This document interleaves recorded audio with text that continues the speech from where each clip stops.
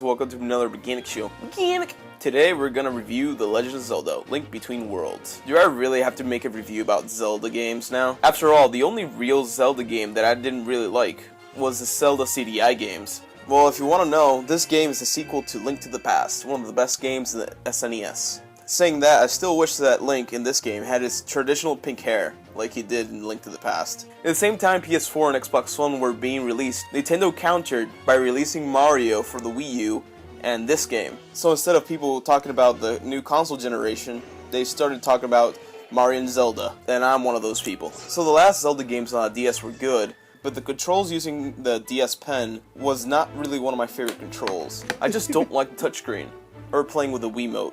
If I wanted to play Twilight Princess, I played it on the GameCube instead. Every Zelda game is good. Sure, people have complaints, but I'm pretty satisfied. Think of the huge pressure that Nintendo faces making a Zelda game. Everything has to be flawless. With that said, when I turned the game on and I saw the title screen with the music playing, I had goosebumps. This game was not messing around anymore. You cannot imagine my shock when I was hitting the buttons and not the touchscreen to control Link. The genius of making Link look classic again. The music turning my ears into mush. I love exploring, finding hidden treasures, talking to people and helping them. Having total freedom, humor, bosses, and other worlds. These things might sound simple, but really, when a game just does all of these things and it delivers with grace, is where I really appreciate it. This is a Nintendo I know. This is the game I've been waiting for. This game reminds me of why adventure games are my favorite kind of games. Something as simple as a swordsman fighting to save a princess has never felt so great.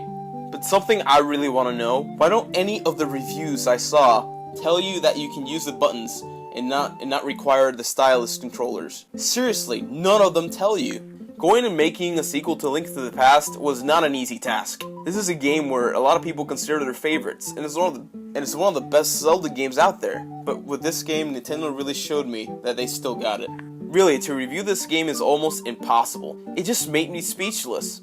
Reviews will tell you that it's a great game, so I don't really have not much to add. I will say that the multiplayer-wise, I'm a bit disappointed. The DS games did have good multiplayer games, but I will not take any points off because they did still consider it, using the Street Pass feature. Well, excuse me, princess. If I had to choose between Pokemon X and Y or this game, it would be a hard choice. But if you want my recommendations, here they are. If you have plenty of friends playing Pokemon, I would pick Pokemon Up, because Zelda is a one-player game anyways. You don't want to miss out on the multiplayer in Pokemon. But if you don't really have friends that are playing Pokemon, then you can't really go wrong with either choice. So if you're looking for a present for these holidays, these are the best for 3DS. So is this a good Zelda game? No. It's one of the best ones. If anybody now would ask me what's a video game, I would reach into my pocket and then hand my 3DS with this game and say, here. I'll catch you next time, guys.